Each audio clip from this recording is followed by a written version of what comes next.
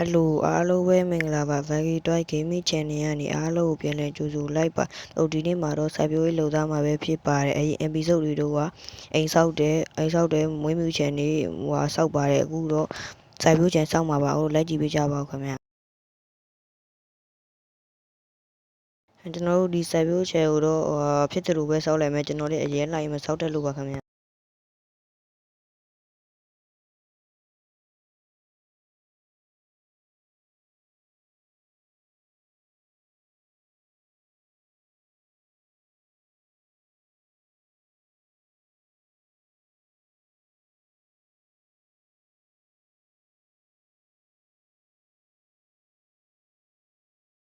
ကျွန်တော်တို့မြေဆွပြီးအပေစိုက်ဖို့ပဲကြံပါတော့တယ်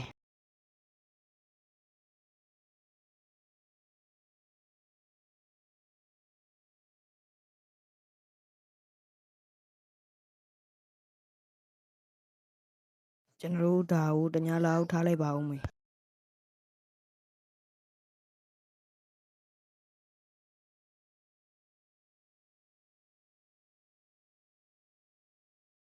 အစုပ်တီကြည့်ပေးတဲ့အတွက်အားလုံးကိုကျေးဇူးတင်ပါတယ်ခင်ဗျနောက်ဗီဒီယိုကြောင့်မှပြန်တွေ့ကြမယ်